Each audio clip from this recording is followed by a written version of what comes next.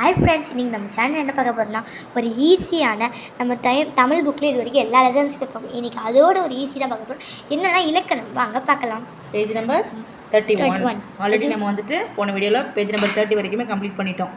ஓகேவா? அதுவும் மயங்கொலிகள் ரொம்ப ரொம்ப ஈஸி. இப்போ வாங்க எடுத்துக்காட்டு. இப்போ உன்னா உன்னுடைய, உன் சாப்பிடு அப்படின்னு சொல்கிறோம்னா அந்த மாதிரி இல்லை நம்ம சொல்கிறது வெயிட் பண்ண வரேன். நம்ம பேசுகிறதுலே சின்ன சின்ன வேறுபாடு இருக்கிறத நம்ம வந்து மயங்கொலின்னு சொல்கிறோம். நம்ம உச்சரிக்கிறத வந்து கொஞ்சம் மாற்றி உச்சரிச்சிருவோம், அவ்வளோதான். ஒன்றுனா உன்னுடைய, ஒன்றுனா இந்த மூணு சொல்லி ஒன்றுனா என்னது சாப்பிடுன்னு சொல்கிறது. இந்த ஒளினா ஓசை, இந்த ஒளினா வெளிச்சம், இந்த ஒளினா அழித்தல். ஓகே, ஆனால் எல்லாத்தையுமே நம்ம என்ன சொல்லுவோம்? ஒளின்னு சொல்லுவோம். ஓசைனா நம்ம வந்து சவுண்டு கேட்குறோம். வெளிச்சம்னா நம்மளுக்கு என்னடா வெளிச்சம் வந்து, அதாவது மூணில் நிறைய வெளிச்சம் இருக்குல்ல அந்த மாதிரி. இப்போ வந்து அழித்தல்னா ஒரே அடியாக அழிஞ்சு போயிடும் அந்த மாதிரி சொல்கிறோம்ல, அதுக்கு பேர் தான். ஓகே, எரினா என்னது? தீப்பற்றி எரிதல். இந்த எரிக்கு வந்து தூக்கி எரிஞ்சிட அப்படி சொல்கிறோம்ல, அதுதான். ஓகேவா? அதை மட்டும் நம்ம கொஞ்சம் கன்ஃபியூஸ்ட் ஆகாமல் படித்து வச்சுக்கணும்னா எல்லாத்தையுமே நம்ம வந்து கரெக்டாக எழுதிடலாம். நான் இது எல்லாமே நம்ம நான் சொல்லி தான் படிப்போம். அதேமாதிரி லா லா லா, அது மாதிரி ரா ரா, இது இந்த 8 தான் மயங்கொலி எழுத்துக்கள்னு சொல்கிறோம். இந்த நான் வந்து நீங்கள் சொல்லி பார்த்தீங்கன்னா நம்ம நாவோட நுனி அன்னத்தில் வந்து நடுப்பகுதியை தொடுவதால் வந்து இது பிறக்கிறது. இந்த நான் வந்து நாவினோட நுனி முன் அன்னத்தை தொடுவதால் இது பிறக்குது. இந்த நான் வந்து நாவின் நுனி பல்லின் அடிப்பகுதியை தொடுவதால் பிறக்கிறது. இது நம்ம உச்சரிக்கும் போது நம்ம சொல்லி பார்க்கணும். இந்த நான் நீங்கள் சொல்லி பாருங்கள். ஒன்று சொல்லி பார்த்தீங்கன்னா உங்களுக்கு ஆட்டோமேட்டிக்காக புரியும். இங்கே ஒன்றுக்கும் அப்படி கொடுத்துருக்காங்க. இப்போ நான் வந்து எல்லாத்துக்கும் ஒன்றே ஒரு ஆப்ஷன் மட்டும் சொல்கிறேன். லா உலகம், லா பழம், லா குளம், மரம், முரம், பணம், நன்றி, மனம். இந்த மாதிரி நீங்கள் ஒன்றுனா உச்சரித்து பாருங்கள். உச்சரித்து பார்க்கும்போது இந்த லைன்ஸ் வந்து உங்களுக்கு நல்லா புரியும். வாங்க நெக்ஸ்ட் பேஜ் போயிடலாமா? சாலையில் பள்ளம் இருந்ததால் பேருந்தை மெதுவாக சாலையில் பள்ளம் இருந்ததால் டேஸ் பேருந்தை மெதுவாக ஓட்டி சென்றார். யாரு? ஓட்டுநர். கடவுருக்கு செல்ல டேஸ் எது? வழி. எல்லாமே அவங்க வழி தான் கொடுத்துருக்காங்க. நம்மளுக்கு தேவையானது இந்த வழி தான். ஓகே, கூண்டில் இருந்த டேஸ் சுதந்திரமாக பறந்தது. கிளி. இதுவும் கிளி தான், இதுவும் கிளி தான், இதுவும் கிளி தான். கிளி பறவைக்குள்ள எலி வந்து இதுதான் கிளி. விருந்தின் போது டேஸ் இலையில் உணவு பரிமாறினார். வாழை. மூணுமே ஒரே மாதிரி கொடுத்துருக்காங்க. நம்மளுக்கு இலைக்கு தேவையானது இந்த வாழை தான். கடலில் பெரிய டேஸ் வந்தன.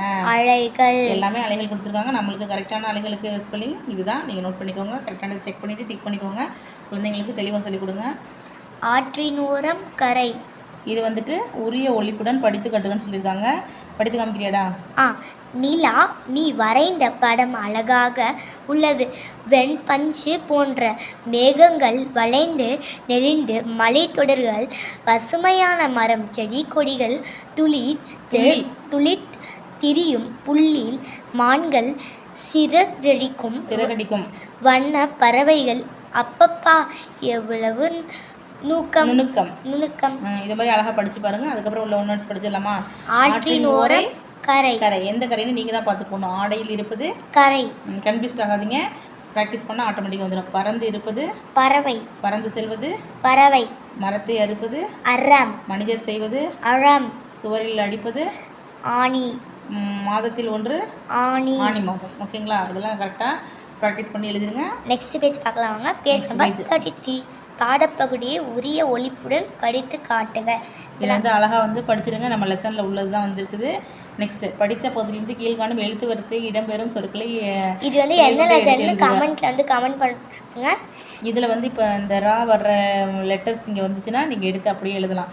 அரசே, மறுநாள், அந்த ரா வருது. லா வந்திருக்கு தொலைந்து. இது வந்து இந்த லா வந்திருக்கு கழித்து. அதே மாதிரி இந்த லா பாருங்க, மறுநாள், வணிகரை, இது நேர்மையை, சிற்றரசு. இந்த லெட்டர்ஸை வந்து அண்டர்லைன் பண்ணி காமிச்சிருங்க. இந்த இதை பார்த்தாலே உங்களுக்கு எந்த லெசன்னு சீக்கிரமாக தெரிஞ்சிடும். தெரிஞ்சவங்க கமெண்ட்டில் மறக்காமல் கமெண்ட் பண்ணிடுங்க. எந்த லெசன் சொல்லுங்கள் பார்க்கலாம். நெக்ஸ்ட் பேஜ் போயிடலாமா? இதெல்லாம் கேட்குறது, இது பேசுறது வந்து சொல் கேட்டு எழுதுக. பணப்பையை காணாமல் போனதை உணர்ந்தார். வணிகர் சன்மானம் அளிப்பதாக கொண்ட. இது நீங்கள் சொல்லுங்கள், உங்கள் குழந்தைங்கள எழுத சொல்லுங்கள். மிஸ்டேக் இல்லாமல் அவங்க எழுதுவாங்க. நெக்ஸ்ட் கேட்கலாமா? நீதி. அரசன் தவறாமல் ஆட்சி செய்தார். உண்மை. எப்போதும் உண்மை பேச வேண்டும். அரசன் நீதி தவறாமல் ஆட்சி செய்தார். நீதி. பணப்பை. பாதுகாப்பாக பணப்பையை வைத்துக் கொள்ள வேண்டும். வேண்டும். ஓகே, இதெல்லாம் நோட் பண்ணி எழுதிக்கோங்க. நெக்ஸ்ட் என்னதுமா? இப்போ வாங்க படிக்கலாம். சென்டென்ஸ் சேஞ்ச் பண்ணி கொடுத்துருக்காங்க, நம்ம வந்து கரெக்டாக எழுதணும் தானே. காணாமல் வணிகரின் போனது பணப்பை. இது நம்ம எப்படி வணிகரின் பணப்பை காணாமல் போனது. நெக்ஸ்ட் ஒன் காற்றிலம்பு உடையது கண்ணகியின் மாணிக்க பரல்கள். கண்ணகியின் காற்றிலம்பு மாணிக்க பரல்களால் உடையது. நேர்மை மூதாட்டியின் அரசன் பாராட்டினார். அரசர் மூதாட்டியின் நேர்மையை பாராட்டினார். சேஞ்ச் பண்ணி கொடுத்துருந்தாங்க. இந்த மாதிரி நீங்கள் கரெக்டான சென்டென்ஸ் எடுத்து எழுதுங்க. நெக்ஸ்ட் பேஜ் என்ன வந்து லெட்டர்ஸ் கொடுத்துருக்காங்களா? இப்போ வந்து நார்மல் இது வந்து கடிதம் தான். இப்போ வாங்க பார்க்கலாம். உங்களோட அட்ரஸ் எழுதிக்கோங்க. அதுக்கப்புறம் ஸ்கூலில் நீங்கள் எந்த ஸ்கூலில் படிக்கிறீங்க, எங்கே படிக்கிறீங்கன்னு எழுதிக்கோங்க. நான் வந்து என் நேம், அப்புறம் எங்கள் ஸ்கூல் நேம் தான். அவங்க எங்கே படிக்கிறாங்கன்னு போட்டுருக்காங்க. அவங்களோட ஆசிரியர் பேர், தலைமை ஆசிரியர் பேர், எங்கே படிக்கிறீங்களோ அதை போட்டுட்டு நீங்கள் என்ன மாற்றுச் சான்றிதழ் வேண்டி விண்ணப்பம் எழுதுறீங்கன்னா அதுக்கு தகுந்த மாதிரி இதை எழுதிக்கோங்க.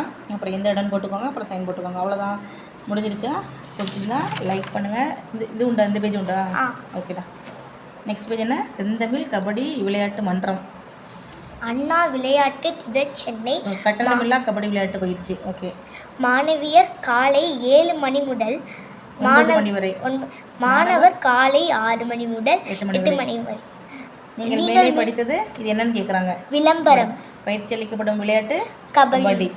மாணவர்களுக்கு எத்தனை மணி நேரம் பயிற்சி வழங்கப்படுகிறது? 2 மணி நேரம். மைதானம் எந்த சொல்லுக்குரிய பொருள்? திடல். மைதானம்னா திடல். விளம்பரத்திலிருந்து நீங்கள் புரிந்து கொண்டது என்ன? கபடி விளையாட்டு பயிற்சி இலவசமாக கற்று தரப்படுகிறது. இந்த மாதிரி ஒரு பாக்ஸ் கொடுத்து உங்களுக்கு இதுன்னு கிடையாது, இந்த மாதிரி எந்த ஒரு சென்டென்ஸ் கொடுத்தாலும் உங்களுக்கு 1 வேர்ட்ஸ்க்கு வந்து ஆன்சர் எழுத தெரியணும். இதிலே தான் இருக்குது ஆன்சர். இல்லாமல் நம்ம பார்த்து கரெக்டாக எழுதணும். ஓகேவா? பிடிச்சிருந்தா என்ன பண்ணணும்? Like, share, subscribe. அப்புறம் உங்களுக்கு நான் இன்னொரு வீடியோவில் இன்னொரு பேசேஜ் மாதிரி நியூவாக உங்களுக்கு வந்து எடுத்து போட்டு வீடியோவில் அனுப்பிச்சி விட்றேன். எல்லோரும் மறக்காமல் அந்த வீடியோவும் பாருங்கள். சப்ஸ்கிரைப் பண்ணிடுங்க. தேங்க்யூ ஃபார் வாட்சிங். இது வரைக்கும் பண்ணவங்களுக்கு தான் ரொம்ப தேங்க்ஸ்.